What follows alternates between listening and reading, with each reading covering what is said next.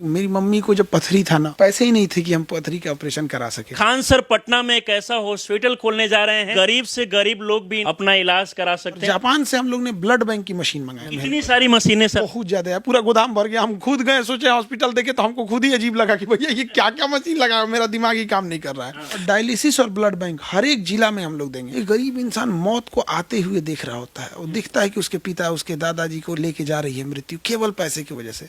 तो यहाँ वो बाधा ना आए, इसीलिए हमने चालू किया। सर ये बताइए कि फी कितना रहेगा? जहाँ यूपीएससी की फीस 2 लाख थी, उसको हम 4,000 में कर दी। तो हमारे पास कौन आएगा? 4 व्हीलर रखने वाला थोड़ी आएगा। हमारे पास आएगा कौन? ठेला चलाने वाला, रिक्शा चलाने वाला, सब्जी बेचने वाला, ऐसे ही लोग तो हमारे पास आएंगे। कोई भी शिक्षक जब कामयाब हो जाते हैं तो उनके पास मन में आइडिया आता है कि हमको बिजनेस को और बढ़ाना चाहिए, फैक्ट्री खोलना चाहिए, बड़ा बड़ा कंपनी लगाना चाहिए। लेकिन आप हॉस्पिटल सर खोलने का प्रयास अपने जीवन में 10,000 20,000 लोगों की भी जान बचा सके तो समझेंगे कि हमारा जीवन सफल हो गया, क्योंकि समाज ने हमें बहुत कुछ दिया है। देखिए, आप सभी को पता है कि आज सावन का आखिरी सोमवारी है और सावन के आखिरी सोमवारी के दिन खान सर ने एक ऐसा ऐलान कर दिया जिसके बाद इनकी चर्चा इस समय पूरे देश में हो रही है। खान सर के बारे में आप सभी को पता होगा कि एक समय था जब गरीब बच्चे पैसे के अभाव में पढ़ाई नहीं कर पा रहे थे, लेकिन खान सर के आने के बाद गरीब से गरीब बच्चे जो है वो अपने सपने को पूरा कर पाते हैं। खान सर के बारे में बात किया जाए तो आज बड़ा ऐलान किए खान सर गरीब लोगों के लिए एक हॉस्पिटल खोलने जा रहे हैं, जिसके माध्यम से गरीब लोग कम पैसे में इलाज करा पाएंगे। सर हमारे साथ जुड़े हैं। आज सावन का आखिरी सोमवारी है सर, आप तिलक भी लगाए हैं, चंदन टीका भी किए हुए हैं। तो आज सोमवारी था और सावन का और अंतिम सोमवार था। और आज का दिन हम लोग के लिए अच्छा इसलिए है क्योंकि हमने गरीब लोगों के लिए डायलिसिस मशीन के लिए हमने स्थापना करने के बहुत दिन से सोच रहे थे। और इसका ऑर्डर के लिए हमने जर्मनी से ऑर्डर लगाया था, क्योंकि ना मेडिकल इक्विपमेंट में दुनिया में 3 देश ही हैं, एक जापान है, जर्मनी है और अमेरिका है। तो जर्मनी से तो आज ही सावन के सोमवार के दिन ही मुंबई पोर्ट पे आ गया यहाँ पर। और ये खुशनसीबी देखिए कि इतना बेहतर, इतने शुभ दिन के लिए आया है। और बहुत सारे लोग जिनकी किडनी फेल हो जाती है तो उनके शरीर से, उनका शरीर किडनी ब्लड नहीं साफ कर पाता, वो यूरिन नहीं बना पाते हैं और उनके शरीर से पूरे ब्लड को बाहर निकालना होता है, फिर मशीन में फिल्टर करना होता है। इसमें 4-5 घंटे टाइम लगते हैं, फिर वापस ब्लड को शरीर में भरा जाता है। तो ये प्रोसेस में अगर जिसकी किडनी फेल हो जाती है उसको हफ्ते में 3 बार डायलिसिस कराना होता है, यानी महीने में लगभग 12 बार। तो उसको मंथली 50-60 हज़ार खर्च हो जाते हैं। तो इसी को ध्यान में रखते हुए हम लोग ने डायलिसिस मशीन सर आप चाहते तो देखा जाता है कि जैसे कि एजुकेशन के क्षेत्र में बहुत सारे बच्चे को कम पैसा में आप पढ़ाते हैं, लेकिन आपके मन में आइडिया कहाँ से आया कि मुझे ये क्या बोलते हैं कि मेडिकल के क्षेत्र में भी कुछ करना चाहिए? देखिए, हमने मरते देखे हैं लोगों को। गरीब इंसान की जिंदगी की कोई वैल्यू नहीं है। अब जैसे कोई डायलिसिस का मरीज है, उसकी किडनी फेल हो गई है और उसको हम हर मंथ 40 से 50 हज़ार लगेंगे। अब कोई सब्जी बेचने वाला है, कोई ठेला चलाने वाला है, उसको तो नहीं है पैसे। अब उसका गार्जियन, उसके घर वाले देख रहे हैं कि अब इसको डायलिसिस नहीं हो सकता है, क्योंकि हर मंथ हम कहाँ से लाएंगे, घर द्वार गहने बिकेंगे। फिर देखेगा कि अब 15 दिन बाद, 20 दिन बाद इंसान की मृत्यु इसके करीब आ रही है। तो एक गरीब इंसान मौत को आते हुए देख रहा होता है, वो दिखता है कि उसके पिता, उसके दादाजी को लेके जा रही है मृत्यु, केवल पैसे की वजह से। तो यहाँ वो बाधा ना आए, इसीलिए हमने चालू किया। और जापान से हम लोग ने ब्लड बैंक की मशीन मंगाई। बट जापान से ट्रांसपोर्टेशन में टाइम लग जाता है और हम लोग भी नए हैं इस फील्ड में, इसलिए वहाँ टाइम लग गया। तो थोड़ा 20-25 दिन उसमें डिले होगा। तो ब्लड बैंक की हम लोग स्थापना करेंगे नवरात्रि के पहले नवरात्रि के दिन। तो प्रथम नवरात्रि के दिन ब्लड बैंक की स्थापना हो जाएगी। और डायलिसिस और ब्लड बैंक हर एक जिला में हम लोग देंगे। हर जिला में वहाँ पे किसी को भी ज़रूरत लगे तो, अभी क्या होता है, कहीं जिले में एक्सीडेंट हो गया, एक्सीडेंट में ऑटोमेटिक ब्लड लॉस हो जाता है। अब डॉक्टर रिफर करेगा कि आप पटना लाइए, 4 घंटे रास्ते में लगेगा, ब्लड लॉस है। तो अगर ब्लड बैंक है तो वहाँ ब्लड चढ़ा के ले आओ भैया, जो लॉस हुआ है कम से कम मेंटेन तो करेगा। यहाँ जो पटना का डॉक्टर है उसको कुछ तो मिले। अब एकदम लास्ट मोमेंट पे ले आएंगे तो भगवान थोड़ी है, वो भी डॉक्टर को लोग कहते हैं कि डॉक्टर ठीक नहीं है। तो ये हर डिस्ट्रिक्ट में और हर जगह डायलिसिस और ब्लड बैंक खोलेंगे ताकि गरीब लोगों का भला हो सके। आज सोचिए कि इससे पहले आप सभी को पता होगा कि खान सर गरीब से गरीब छात्रों को कम पैसा में पढ़ाते हैं। अब बात किया जाए तो पटना में सर हॉस्पिटल खोलने वाले हैं और इसके साथ साथ बिहार के अलग अलग जिलों में भी सर धीरे धीरे ब्लड वाला जो है और इसके साथ साथ डायलिसिस वाला सेंटर खोलेंगे। सर ये पटना में कहाँ पे ओपन हो रहा है, कौन से लोग? ये जस्ट यहाँ जैसे ओपन होगा आप लोगों से दिखाएंगे। हाँ, होगा यहाँ पे, ताकि मैनेजमेंट आसान होगा। और इस ब्लड बैंक को हम लोग इस ब्लड बैंक का एक ब्रांच या कलेक्शन स्टोरेज फैसिलिटी बनारस में भी देंगे, स्पेशली BHU वाले एरिया में, क्योंकि वहाँ बहुत सारे गरीब पेशेंट है। और बनारस हिंदू यूनिवर्सिटी इस मामले में बहुत सराहनीय काम करती है। BHU, मेरा खुद का ऑपरेशन हुआ है BHU में, ये गले का ऑपरेशन। मेरी नस यहाँ पे नकली है, एक तो सिलिकॉन की नस है, और ये BHU के हॉस्पिटल में हुआ था। तो हमको आज भी याद है, बड़ा अच्छा व्यवस्था था वहाँ पर, और गरीब से गरीब इंसान वहाँ जाके अपना इलाज करा सकता था। लेकिन होता क्या है कि जब अन्य जिले से लोग बनारस जाते हैं, कुछ बिहार से, कुछ मध्य प्रदेश से, छत्तीसगढ़, अलग अलग जगहों से वहाँ लोग आते हैं, तो वहाँ कोई उनका जान पहचान वाला नहीं होता है, जिस वजह से उनको ब्लड देखने में बड़े बेचारे तड़फड़ा जाते हैं। तो वहाँ एक चीज़ रहेगा कि नहीं, उनको पता चलना पड़ेगा खान सर का ब्लड बैंक किधर है, वहाँ जाएंगे और वहाँ से वो अपना ब्लड ले लेंगे। कई बार एक और समस्या आता है, निगेटिव ब्लड ग्रुप नहीं मिलता है। तो ये सारी समस्याओं को दूर करने के लिए हर डिस्ट्रिक्ट में, जब यहाँ हम फुलफिल कर लेंगे, बनारस कर लेंगे, फिर उसके बाद प्रयागराज, दिल्ली तक भी जाएंगे हम लोग। किडनी का पेशेंट बात किया जाए तो इस समय पूरे देश भर में काफी ज्यादा है, बिहार में भी काफी ज्यादा है।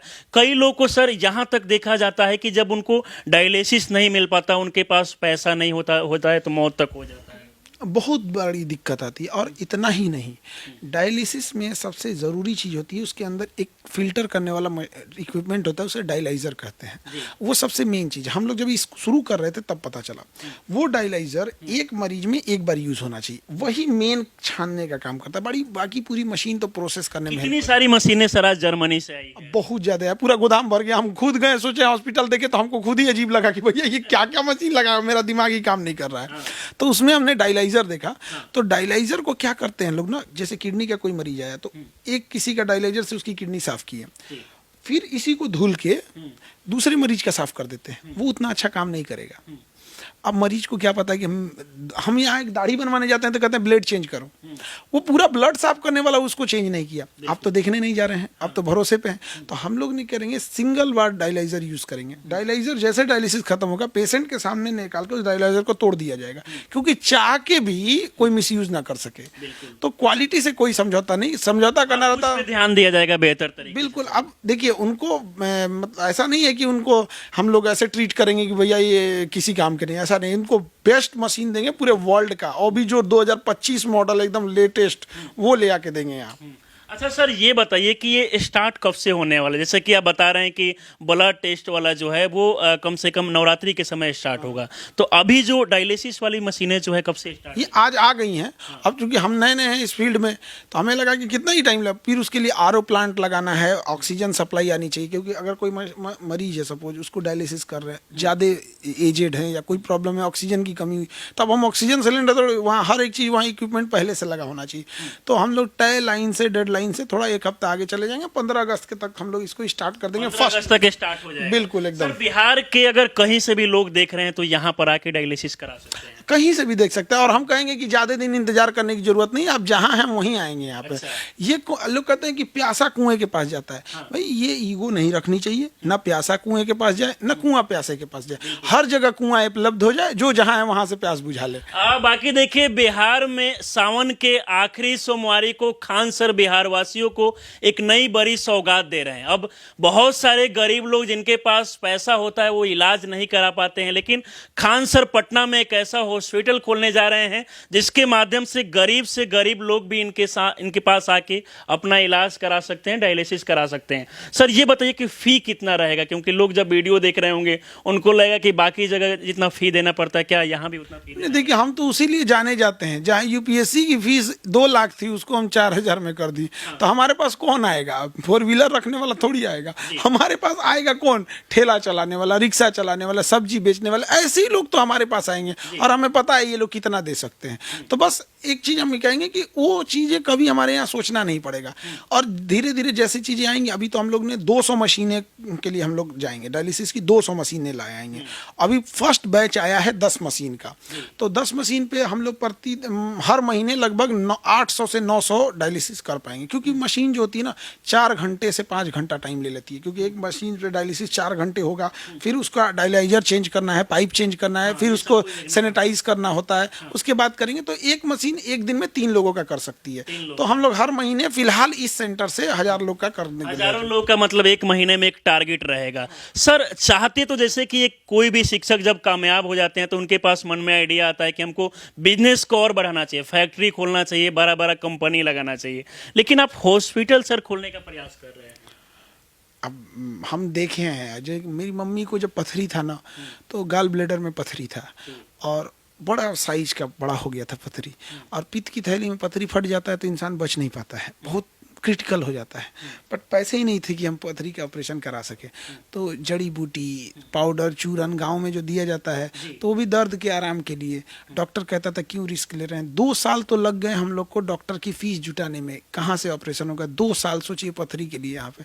तो ऐसे तो हजारों बच्चे होंगे और किसी की माँ होंगी, किसी के भाई, किसी का बेटा यहाँ पे। तो ऐसे लोगों के लिए हॉस्पिटल भी हम लोग छठ तक शुरू कर देंगे। अभी तो blood dialysis, blood bank, hospital. इसके बाद हॉस्पिटल भी सारे बीमारियों का छठ के टाइम पे, छठ हम लोग का बड़ा सर समस्या बिहार में स्वास्थ्य को लेकर ही है, क्योंकि कई जगह देखा जाता है कि जब तक वो लोग हॉस्पिटल पहुंचते हैं पैसा भी काफी लगता है, सही समय पे इलाज नहीं होने के कारण कई लोग का मौत हो जाता है।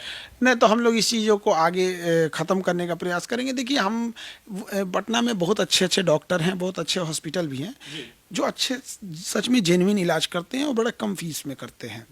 लेकिन ऐसे भी हॉस्पिटल हैं जहां मरीज को लूट लिया जाता है। तो ऐसे लोगों को बचा सके हम, अगर हम अपने जीवन में 10,000 20,000 लोगों की भी जान बचा सके तो समझेंगे कि हमारा जीवन सफल हो गया, क्योंकि समाज ने हमें बहुत कुछ दिया है। अब वक्त है लौटाने का। अभी हम कुछ दिन पहले गए थे हॉस्पिटल के उद्घाटन में, तो वहाँ कुछ लड़के, बारिश हो रहा था तो लोग थे जो मछली पकड़ रहे थे, और वो हम जब देखे हम आए हैं तो सब लोग मतलब आ गए, घेर लिए लोग कि सर हमारे यहाँ से ये बच्चा पढ़ता है, ऐसे वैसे एकदम यहाँ पे। तो हमें लगता था कि समाज जब दिया है हमें तो हमें भी समाज को लौटाना चाहिए। बहुत जल्दी हम लोग छठ, चूँकि हम बिहारियों के लिए तो छठ ही, तो हम बिहारियों के लिए छठ के आगे सारा त्यौहार फीका। छठ पूजा में लोग बाहर से भी घर आ जाते हैं। तो उस समय तक हम लोग की हॉस्पिटल फुल फ्लेजेड रनिंग हो जाएगी, ऑपरेशन थिएटर लग रहा है, और ये जो अल्ट्रासाउंड, एक्सरे, ये सब की मशीनें को लगने के लिए हॉस्पिटल का ना डिजाइनिंग भी अलग होती है। एक्सरे जहाँ मशीन रहती है उसकी दीवारों पे लेड की दीवार होती है, एक्सरे इस रूम से दूसरे में, तो बड़ा सेफ्टी प्रिकॉशन भी ध्यान में रखना होता है, सेफ्टी, हाइजीन, सारी चीज़ों को, सारा चीज़ लग रहा है वहाँ पर हॉस्पिटल वगैरह में, क्योंकि अभी बन रहा है तो वो अलग फेज में दिखता है। देखिए, बाकी आप सभी को पता होगा कि शिक्षा के बाद अगर किसी सबसे ज़्यादा समस्या से लोग ग्रसित होते हैं तो वो है स्वास्थ्य, और इसको लेकर खान सर लगातार प्रयास कर रहे हैं कि गरीब से गरीब लोग जो है इनके पास आके इनके हॉस्पिटल के माध्यम से इलाज कर पाएँ और कहीं ना कहीं उनको भटकने की ज़रूरत नहीं पड़े।